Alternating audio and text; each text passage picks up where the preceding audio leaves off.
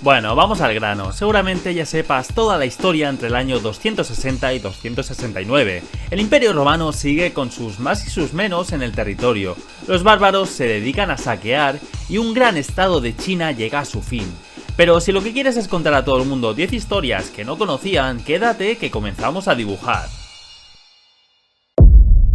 ¿Alguna vez te has preguntado cómo un emperador romano terminó construyendo un puente en Persia? Bueno, estás a punto de descubrirlo. En el año 260, Edesa se convierte en el escenario de una confrontación titánica. Valeriano, el emperador romano, encabeza un imponente ejército de unos 70.000 hombres, con el objetivo de repeler a los persas. Pero lo que parecía un triunfo seguro se tornó en desastre. En un movimiento audaz, las fuerzas persas lograron rodear al ejército romano. El resultado fue catastrófico para Roma. Una gran parte de su ejército fue aniquilado y el resto capturado. Es más, por primera vez en la historia, un emperador romano, Valeriano, es tomado prisionero en batalla. Mientras los relatos varían, uno de los más conocidos indica que el rey Shapur I llevó a Valeriano a Bishapur, una ciudad sasánida, donde permaneció cautivo por el resto de su vida. ¿Y cuál es el giro más inesperado de esta historia? Shapur I utilizó al ejército romano capturado con su experiencia en ingeniería para un proyecto monumental. Construyeron el Bandé Caisar, literalmente significa puente de Valeriano, una jugada maestra. Si creías que el ajedrez era solo un juego de abuelitos en el parque o de superdotados, piénsalo de nuevo. Este juego de estrategia tiene raíces más profundas de lo que imaginas. Estamos en el siglo III, mucho antes de que las redes sociales y el TikTok dominaran nuestras vidas. Aquí encontramos la primera mención conocida del ajedrez. Aunque muchos asocian el ajedrez con Europa, sus raíces se encuentran en Asia, específicamente en la India.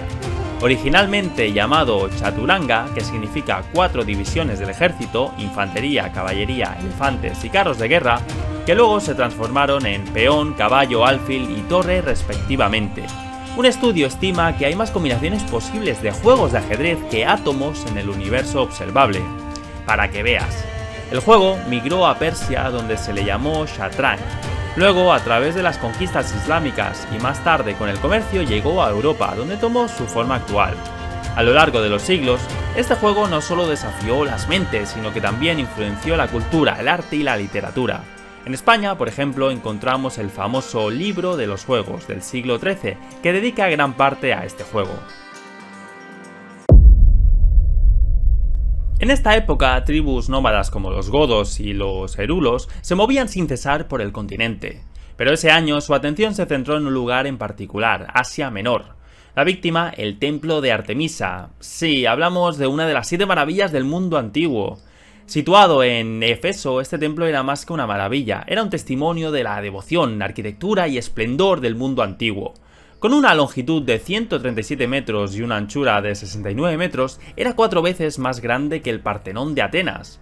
Los godos, con su sed de conquista, llegan a Éfeso, con ellos los herulos, devastando las costas del Mar Negro y el Egeo. No había forma de que el templo de Artemisa escapara intacto. El resultado fue devastador. El majestuoso templo fue reducido a escombros.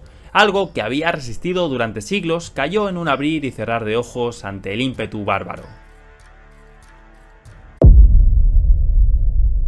El emperador Galieno, listo para recuperar su poder, se enfrenta a Póstumo, líder del Imperio Galo, pero no cuenta con un pequeño detalle: Aureolo, el líder de su élite de caballería. Por alguna razón que solo puede describirse como un desliz de principiante, Aureolo deja escapar a Póstumo. No dándose por vencido, Galieno regresa para un segundo intento, pero adivina, la suerte no está de su lado. En el momento culminante de la batalla, Galieno recibe una herida de flecha. Alrededor del 12% de las heridas en batallas romanas eran causadas por flechas, y Galieno acaba siendo parte de esa estadística. Tras el desafortunado encuentro, Galieno tiene que retirarse del asedio en una ciudad gala donde Póstumo se había refugiado, pero parecía que Póstumo era solo uno de sus problemas. Al este y en la región del Danubio, el imperio se desmoronaba con complicaciones políticas y militares. Siendo realistas, enfrentarse a Póstumo podría haber sido el menor de sus problemas. A pesar de su deseo de venganza, Galieno decide priorizar. A veces hay que elegir tus batallas, literalmente. Esta historia nos recuerda que incluso los emperadores tienen días malos, lo importante es saber cuándo retroceder y dónde enfocar tus energías. Volvemos a la antigua ciudad de Palmira, donde un rey ambicioso, Odenato, sueña con un imperio aún más grande. Roma se enfrenta a crisis internas y al imperio persa bajo los sasánidas, que como ya vimos en el vídeo anterior, surge como una superpotencia. Aquí es cuando Odenato ve una oportunidad. Con un ejército de miles, emprende una campaña audaz hacia el corazón de Persia, Ctesifone, la deslumbrante capital. Se dice que su ejército avanzó no una, sino 2 veces, llegando hasta las mismísimas puertas de la ciudad. Se puede oler la tensión en el aire, el gran ejército de Palmira, con sus imponentes armaduras y estandartes ondeando, frente a las murallas de Ctesifone, listos para una conquista épica. Sin embargo, aquí viene la ironía. Aunque estuvo a punto de hacer historia, Odenato no logró penetrar esas formidables murallas, la ciudad permaneció invicta. Pero Odenato no iba a dejar que eso empañara su legado. Tras sus victorias en el este, se autoproclamó con el grandioso título de Rey de Reyes. Qué mejor manera de afirmar tu dominio, ¿verdad? Aunque no conquistó Ctesifone, su legado y ambición recuerdan una época donde reyes, soñadores y valientes intentaban hacer historia. Como curiosidad, a pesar de su tamaño y poder, la tasa de éxito de los ejércitos antiguos al asediar capitales bien fortificadas era solo del 40%.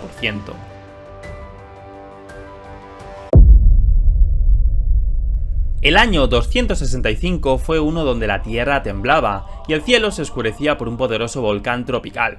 Mientras este monstruo de la naturaleza liberaba su furia a miles de kilómetros de distancia, el río más largo del mundo, el Nilo, sufría sus consecuencias.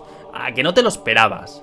Durante este periodo, las erupciones volcánicas masivas podían influir en los patrones climáticos globales. Las cenizas y gases, como el dióxido de azufre, se elevaban a la atmósfera y bloqueaban la luz solar. Como resultado, el año siguiente presenció una inundación del Nilo por debajo del promedio. Para ser exactos, los niveles de agua disminuyeron un 40%. Recordemos que el Nilo era el epicentro de la vida del antiguo Egipto. Una disminución en sus aguas significaba menos tierras fértiles para la agricultura, afectando la economía y el sustento.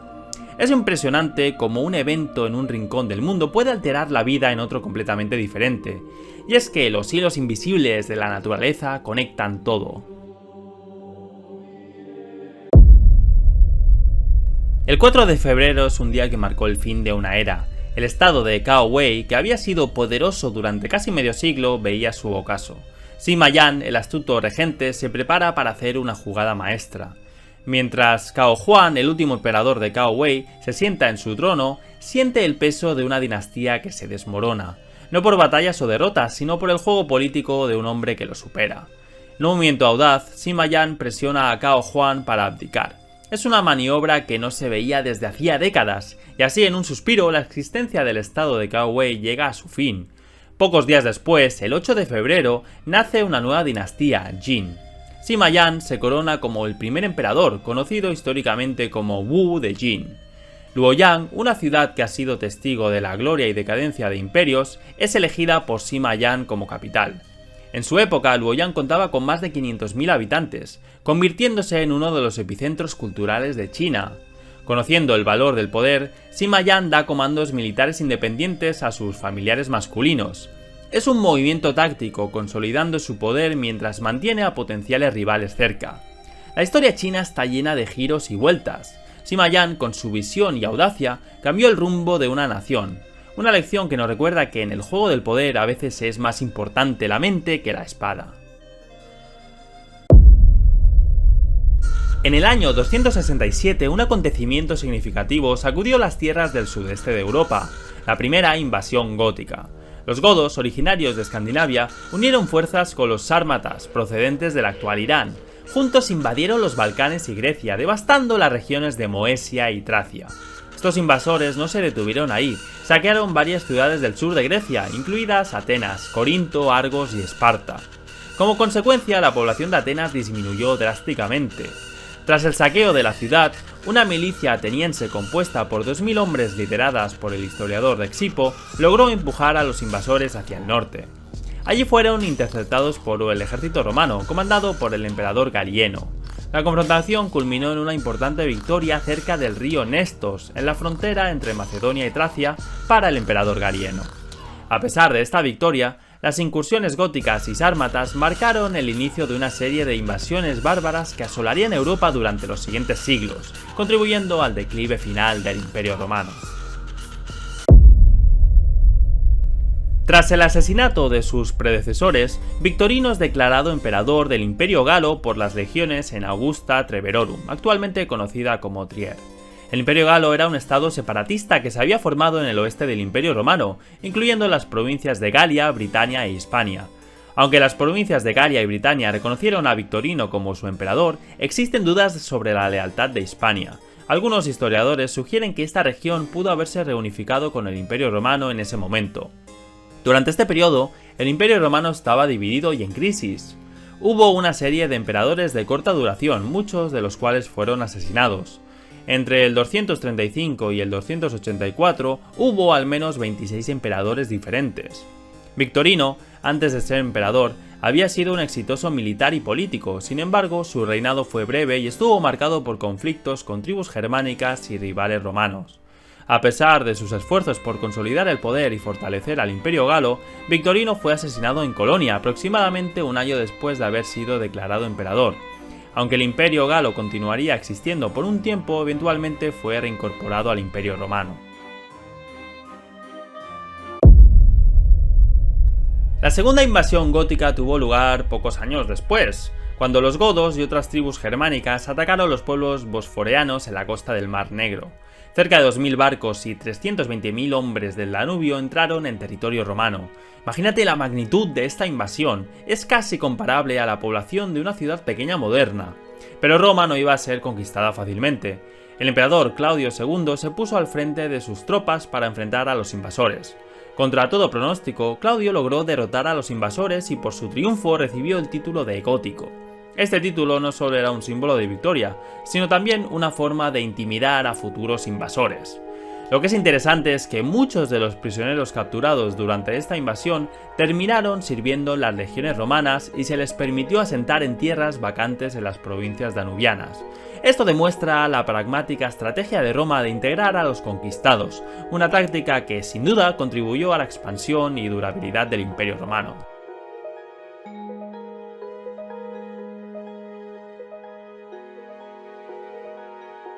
En el próximo capítulo, 10 historias más donde lo dejamos, a partir del año 270. Si te ha gustado no olvides suscribirte y darle a like para seguir dibujando la historia juntos, ya que de historias va la cosa.